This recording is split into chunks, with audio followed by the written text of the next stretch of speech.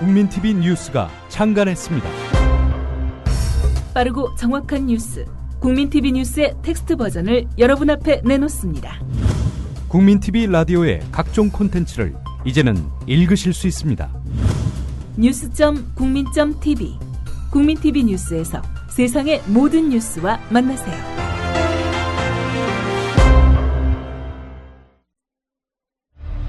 다큐멘터리 100년 전쟁은 우리 역사를 이승만과 박정희로 대표되는 친일파와 김구 안중근 등 반일파의 대결로 설명하고 있습니다.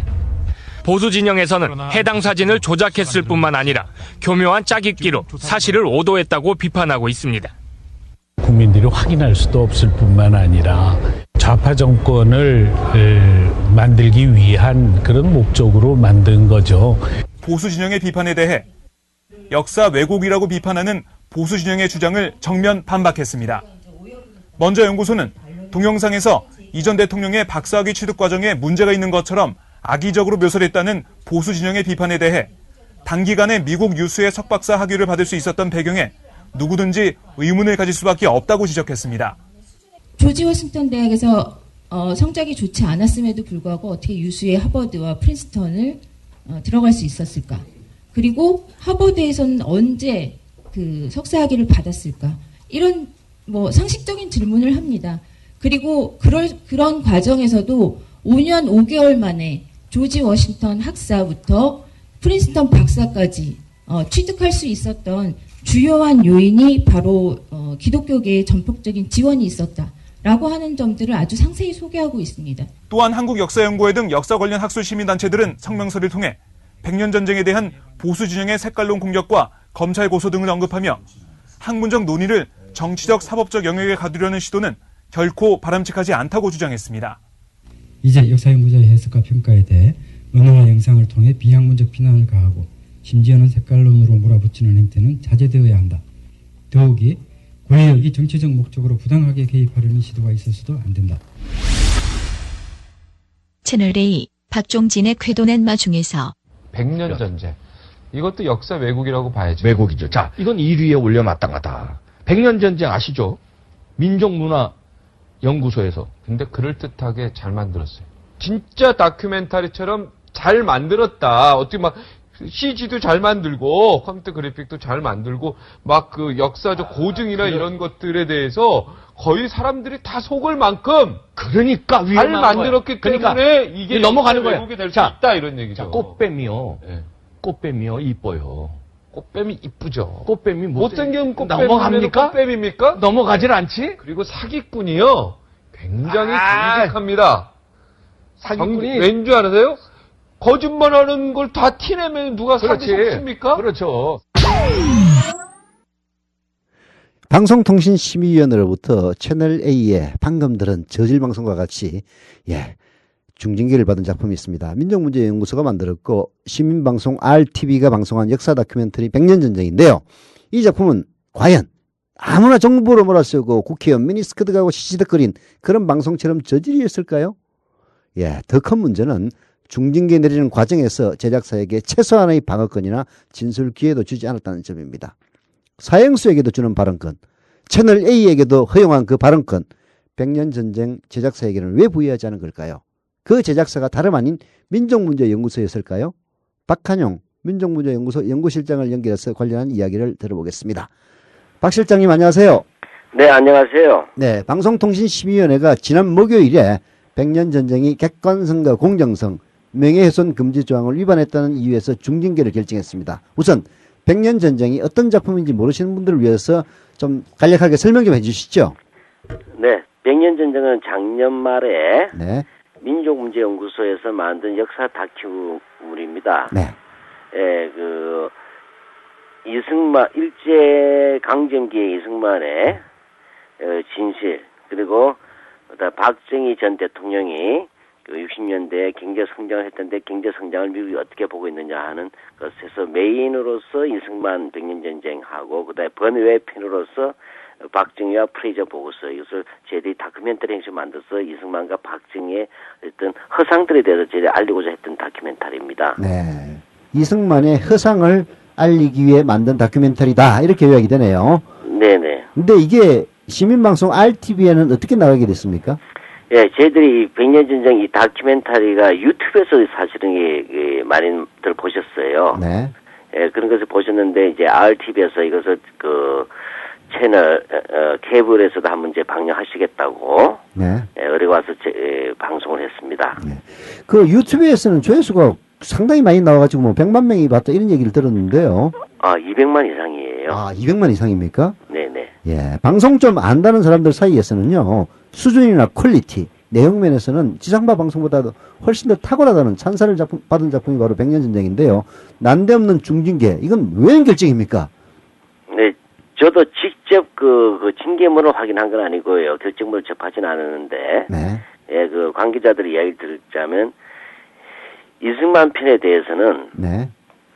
이승만이 찬양하는 내용인데 찬양하는 내용을 빼고 나쁘다는 내용만 했다. 아. 그 참 좀 나쁘. 두 번째로 박정희에 대해서는 네. 미국의 미국의 시각에서만 해서 마치 박정희의 경제 성장을 미국이 한 것으로만 묘사했다. 아. 세 번째로 이렇게 해서 대통령에 대해서 비하를 함으로써 대한민국 정통성을 훼손했다. 네. 대체 이런 내용들입니다. 아, 그게 결국은 이승만보다는 박정희에 대한 것이 더 괘씸죄에 적용됐다는 그런 해석도 되겠네요. 아, 물론 그렇지만 실제 이제 이승만 편이 본편이다 보니까 예, 내용에 대한 문제 제기는 이승만에 대해서 제일 많았고요. 예. 사실 박정희 그 보고서에서는 미국이 한국 경제 성장을 일으켰다는 식으로 묘사해서 문제가 된다라고 하면 저희들이 친미 방송을 해야 된다는 얘기가 되겠죠. 그렇죠. 자, 대한민국의 정통성을 부정하는 프로그램, 좌파의 시각으로 근현대사를 매도하는 프로그램, 뭐 그런 이유였다고 방금도 말씀하셨는데요. 이건 뭐 솔직히 제대로 된 비평이 아니라 인상비평 정도 아닌가요? 심의에 있어서는 사실 여부가 쟁점이어야 하는 것 아닙니까? 그런 문제는 오히려 반론권을 줘서 서로 얘기를 토론을 해야 되는 것 아닌가요? 네, 사실 저희는 좀 숨겨진 내막이라고 할까요? 네. 제가 두 번 방송 심의위원회에 갔었습니다. 네. 예, 한 번은 전체위원회가 소집되었을 때, 네. 당연히 RTV에서는 민족문제연구소 쪽을 참조인 내지 진술인으로 초빙하실 수밖에 없잖아요. 내용 직접 설명해야 되니까. 네. 근데 전체 심의위원회 갔을 때 갑자기 전체 심의위원장이 네. 여기서 소위원회에서 직접 진술을 해야 되지 전체 심의위원회에서 진술하는 것은 안 맞다라고 얘기를 했어요. 그렇게 해서 뭐냐면 이제 한번 퇴짜를 맞고요. 네. 그리고 다시 소위가 열렸어요. 네. 그 소위원회에서 권모라는 위원장이 있습니다. 네. 예, 여기서 뭐냐면 제가 들은 건데 밖으로 이야기가 새어 나오는데 네. 놀라운 얘기를 들었어요. 네. 민족문제연구소는 방송사가 아니기 때문에 이게 진술인으로 적절치 않다. 아니 민족문제연구소에서 만든 프로그램을 중징계 대상에 올리면서 정작 만든 사람은 방송사가 아니니까 말을 해서 안 된다 그런 얘기네요? 예, 그게 하나 더 있습니다. 또요? 예, 민족문제연구소는 이것을 제작한 사람이기 때문에 진술에 편파성이 있을 수 있다. 아니 지금 고소당한 사람이 예를 들자면 자기 자신에서 방어를 하는 것이 편파성이 있다고 안 하는 경우가 있습니까? 그러게 말이에요. 그리고 채널A 같은 경우에는 와가지고 너 방어 행사해라 하니까 뭐 말도 안 되는 얘기를 늘어놓은 적도 있지 않습니까? 이거 뭐 도무지 형평성이 안 맞네요. 네, 그렇게 하니까 이제 이런 과거의 현 야당이죠. 네. 그래서 추천했던 두 분이 강력하게 문제를 제기했어요. 이런 법이 어디 있느냐? 네. 아니 방송을 하게 되면 방송사하고 그다음에 제작사나 PD들 와서 다 진술하는 게 일반적으로 해왔는데 왜 유독 이거면 안 되느냐? 네. 그렇게 하는데도 끝내 이 소위원장이 목리를 부려가지고 네. 결국은 RTV 관계자만 들어온 다음에 12가지에 대한 수많은 이승만에 대한 사실적 내용을 물어본다면 그건 방어할 수가 없지 않습니까? 안 만들었는데 어떻게 방어를 해요? 예, 예. 만든 사람은 밖에 세워놓고. 네네. 그렇게 해서 이 두 분이 여기 항의해서 퇴장을 했는데 네. 그리고 그냥 진행해버린 거예요. 그렇게 하더라도 여당 측 추천 인사가 3명입니다. 네. 즉 과반수가 되죠. 네. 이 놀라운 사실 이런 과정들이 있었습니다. 그렇게 자, 해서 RTV는 진술을 거부할 수밖에 없었고요. 자, 그러면은 우리가 한번 따져봅시다. 첫 번째로는요, 1948년 미국 CIA 보고서를 분석한 내용인데요. 네. 거기 보면은 이승만에 대해서 긍정적인 묘사도 있는데 왜 부정적인 부분만 덜쳐냈느냐 이렇게 따지고 있죠. 그 놀라운 일이에요. 이 뭐냐면 그 우리가 이 이승만에 갖는 흔히 말하는 우리가 봉건 영주 같다, 불법 왕조의 왕이다, 이거는 뭐 이런 이야기가 나오고 네. 카리스마, 권력력, 독선 이런 것들이 너무 잘 알려진 얘기지 않습니까? 그렇죠. 예, 그런 점들 우리가 얘기하면서 한마디 하면 그 미국 CIA 보고서의 내용의 핵심은 뭐냐면 이승만은 믿을 수 있고 반공주의자라는 것은 확실하다. 네. 라는 그런 이야기예요. 보증할 수 있다. 네. 근데 문제는 그런 자료조차 이승만은 독립운동이든 어떤 운동이든 자기 개인 권력과 결합시키는 그런 본질적인 특징을 갖고 있다고 이야기를 하고 있어요. 네.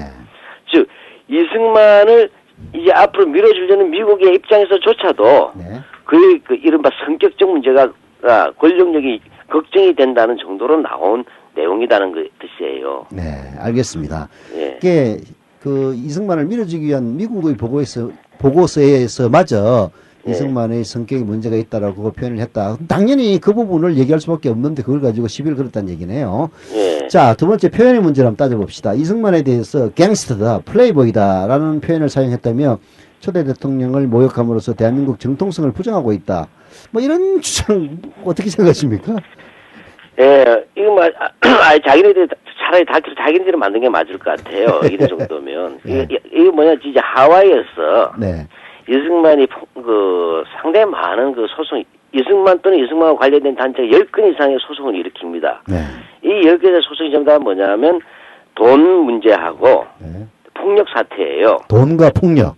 예. 그게 한 10년 가는 겁니다. 소송이 10건 이상이. 예. 여기서 뭐냐면 거기 보면 좀 미국 쪽 자료도 보면 네. 리스 갱이라고 나옵니다. 이승만의 갱. 네. 갱이 갱스타의 준말이지 않습니까? 예. 그래서 우리가 얘기했던 이때 이승만이 돈 문제라든지 폭력 문제, 네. 그다음에 갱이라는 용어들이 자료에 나올 정도가 되기 때문에 하와이 갱스터라는 어떤 소점을 붙이는 것들이에요. 예. 예, 그렇게 된 부분들에서 뭐냐면 이제 직접적으로 깡패로 모였었다고 생각한 거죠. 신성모독이란 겁니다. 쉽게 말하면. 근데 플레이보이란 문제는 이분이 뭐냐면 이승만이 이렇다면 플레이보이란 말인가 이런 거 있지 않습니까? 예. 이런 것이 예요. 그 모든 표현까지 다 잡는 거예요. 아, 그러니까 감히 국부 이승만 박사에게 어떻게 그렇게 갱스터나 플레이보이와 같은 그런 천박한 용어를 붙이느냐, 뭐 대충 그런 얘기인 것 같네요. 근데 더 큰 위험한 문제가 있어요. 네, 뭡니까? 이승만과 박정희 대통령이 전직 대통령인데 이걸 모독했기 때문에 대한민국 정통성을 훼손했다고 얘기한 거예요. 네, 그러면 방수심의위원회는 그 뭐냐면 헌법 제일주의에 규정된 민주공화정이 아니라 네. 국민을 죽이고 4.19 때 예. 쫓겨났던 대통령, 네. 그 4.19에서 부정된 대통령 아닙니까 이승만은? 그렇죠. 예, 박정희도 오죽하면 부하한테 총 맞아 죽었겠어요? 그렇죠. 예. 이런 사람들을 비난하는 것이 대한민국 정통의 훼손이라면 현 대한민국은 이승만과 박정희의 개인공화국이고 사유무지라는 얘기예요. 이건 한마디로 이야기하면 이승만 박정희를 정통성으로 표방하는 현 정치 세력들이 공공연한 그 탄압이죠. 말도 안 되는 얘기죠. 한마디로. 그런 시기라면은 또 다른 전직 대통령, 노무현 대통령에 대해서 저주를 퍼붓고 온갖 모욕을 가하는 것도 대한민국 정통성을 부정하는 행위 아니겠습니까? 앞뒤가 안 맞는 얘기네요. 예. 결과적으로는 사실 왜곡이 쟁점화되지는 않았다. 이렇게 볼 수가 있겠는데요. 저희도 책을 한 권 분량을 줬어요. 예, 그러니까 뭐 그걸 시비를 못 붙은 모양인데요. 친일 군인 백스냅 다큐는 가능하고 이런 다큐는 시청자 구수가 극히 제한된 채널에서조차 방영될 수 없다는 논리는 납득하기 힘듭니다. 이게 지금 결국은 현재 언론과 관련될 것인데요. 이런 문제에 대한 민족문제연구소의 생각은 어떠십니까? 네, 저는 한마디로 아까 뭐 대한민국에 대해서 뭐냐 정통을 훼손했다든지 네. 뭐 왜곡했다든지 하는 것은 사실 제가 볼 때 방송통신심의위원회에게 돌아가야 될 말입니다. 그렇죠. 예. 예. 이게 방송감시위원회지 심의가 아니고 통제위원회예요. 예. 예. 누구를 위한 통제입니까? 저는 이건 사실은 저는 이거 소프트 마가린 파시즘에 가깝다고 보는데 예. 연성 파시즘 마가린이에요. 예. 근데 뭐냐면 이게 완전히 제가 한국 사회가 징직되어 가서 마치 파시즘의 초기 현상을 연상시켜요. 이게 뭐냐면 말로는 국민을 받들어 보신다고 하시지만 일체 보면 보이지 않는 손에 의해서 네. 짜고 치는 고스톱이란 말이 있지 않습니까? 네. 본연이 이렇게 해서 뭐냐면 어떻게 해서 바깥에서 나왔던 이승만에 대해서 특정 세력이 제기했던 12가지 문제 제기가 그대로 방송심의위원회에 그대로 들어와가지고 네. 그것을 심의하게 하고 게다가 그래서 진실화 기회를 주지 않고 일방적으로 중징계를 내는데 그 명분도 게다가 누가 봐도 이승만 박정희에 대한 문제 제기였기 때문에 모독했기 때문에 대한민국 정도적 훼손이라는 결정을 내리고 이것이 방송 중징계가 나왔다는 사실 자체가 지금 상식적 얘기가 되지 않고 아까 얘기하신 것 중에서 중요한 부분이 있었는데요. 외부에서 문제 제기하는 12가지 논리가 방송통신심의위원회에서도 마찬가지로 제기되었다. 그런 말씀을 하셨는데 그것 좀 더 상세히 설명해 주시죠. 예, 저희들이 왜 그러냐면 그 당시에 이제 이 방송심의위원들이 제기한 게 외부에 한번 제소일 수는 있겠습니다만은 네. 이 백년 전쟁이 나가고 나서 올 초에 네. 쭉 열 몇 가지 특정 하여튼 뭐 열 몇 가지 나왔었어 이승만 지지자 쪽에서. 이승만 지지자들 쪽에서 나왔던. 근데 정확히 예. 네. 근데 그것이 똑같아요. 거기서 제기했던 문제가 방송통신심의위원회에서도 똑같이 제기됐다 이런 얘기네요. 그렇죠. 근데 놀라운 것은 네. 뭐 이승만은 김구를 끝까지 함께 하려고 했다. 네. 근데 김구가 사실 이승만을 버린 거다. 이런 것까지도 똑같이 들어와 있어요, 표현이. 그러면 뭔가. 방송심의위원회가 나름대로 심의를 할 만한 것들을 걸러서 먼저 들어와야 되는 거 아니겠습니까? 일종의 커넥션 의혹도 제기가 되겠네요. 저는 그래서 이거는 뭐, 커넥션인지, 커넥션이 직접적인지도 모르겠어요. 자, 절차적 타당성이 매우 결여된 중징계인데요. 재심 요청은 하실 생각입니까? 이 재심 추천은 제 연구소가 아니고 이제 RTV입니다. 네. 그래서 RTV에서 아마 적절하게 뭐 대응을 할 거라 저는 생각을 하고 있고요. 네. 예. 그러나 뭐 재심이 한들. 네. 어떨지 모르겠어요. 예, 뭐 결국 그 방송통신심의위원회 자체를 갖다가 바꾸지 않는 한은 동일한 결과가 나올 수도 있겠죠. 예, 저는 그래서 방송심의가 이 정도면 방송 통제 아니냐고 저는 보고 있습니다. 예, 뭐 다들 그런 이야기를 많이 합니다. 자, 민족문제연구소가 상당한 말하자면 위기인데요. 그간 한국현대사 특히 박정희 유신독재 정권과 맞서온 주체 아닙니까? 박근혜 정부 들어서 특별히 불이익을 당한 하는 일은 없는가요? 이미 MB 정권이라 그러죠. 이명박 정권 시기에 네. 예, 연구소는 좀 주홍 글씨입니다. 예. 예, 다시 말해 민족문제연구소라는 이름으로서는 여러 가지 어려운 일이 많아요. 예. 공식적인 어떤 그런 국가와 연결되는 어떤 네트워크와 연결되는 프로젝트라든지 이런 걸 하기 매우 어렵기 때문에 그렇습니다. 네. 그러니까 특별히 불이익을 당하거나 하기보다 이미 특별히 이제 뭐 더 불이익을 당할 게 없어요. 뭐 있다면 이제 제가 볼 때는 현 정권 초기에 네. 저희들이 상당히 좀 이렇게 우려하고 있었던 게 백년 전쟁이라는 게 민간에서 만든 다큐멘터리인데 네. 이것이 원로회 대통령 원로회 2월달에 있었지 않습니까? 2월달인가 2월 말에요. 예, 국가 원로회 있죠. 예. 그 당시 이제 뭐 북한에서 미사일 쏘니 많이 하는 그런 어수선한 정부가 아니었습니까? 네. 여기에서 국가 원로위원들이라는 사람들이 대통령 만나서 백년 다큐가 이게 국가 정통성이 나 국가에 대한 도전이라고 해서 수첩에다 적으라고 대통령에게 하고 이것을 수첩에 적으니까 수구 언론들이 수첩에다 적었다고 그걸 기사로 보도를 내고 그다음에 국회에서 장관에게 국회의원이 이 백년 전쟁에 대해서 국회 질의를 하고 그런 다음에 소송이 나왔어요. 그러나 광고에 나올 때 그 소송하는 주체들이 뭐라고 했습니까? 이 백년 전쟁이 뭐 종북좌이고 김일성 찬양 고무한다는 식으로 그냥 몰아붙여요. 종북좌빨이라고 몰아치고. 아니 이승만하고 박정희에 대해서 연구를 하는데 무슨 갑자기 김정일 뭐 이런 종북좌빨이 나와요? 그러니까 이해가 안 가죠. 그다음에 뭐 이렇게 제가 500만 원 정도 받은 돈이 있어요. 근데 뭐 400억 원의 좌파 자금을 기반으로 우리들이 연결돼 있다고 얘기를 하고. 500만 원이 400억 원으로 부풀려졌어요? 너무 대명하게 400억 원의 그 좌파 자금과 연결돼 있다 이런 식으로 하고 있어요. 저는 이런 식으로 하면서 나온 소송 제목이 뭐냐면 민사 소송으로 기둥 뿌리를 뽑고 형사 소송으로 일종의 매장시키자 이런 식으로까지 광고를 냈어요. 저는 이것이 정상적 광고인지도 모르겠습니다. 글쎄 말입니다. 민사소송으로 기둥뿌리를 뽑고 형사소송으로 매장시키자. 이 땅 말도 안 되는 협박 공갈을 광고로 냈단 말입니까? 예, 그것이 이승만 기념사업회인지 하여튼 뭐 이승만 그쪽에서 나온 거예요. 참 안타까운 그 행실입니다. 품위가 그 이승만 지지한 사람들이 어떤 사람들인지가 그 수준이 보여요. 진짜 역시 1950년대 독재자 수준에 딱 맞는 수준들이에요. 네, 그런 수준을 가지고 이승만을 기념한다면은 그 기념받아야 될 이승만이 어떤 인간인지 잘 상징적으로 보여주는 것 같습니다. 감사합니다. 네, 고맙습니다. 네, 지금까지 박한용 민족문제연구소 연구실장이었습니다.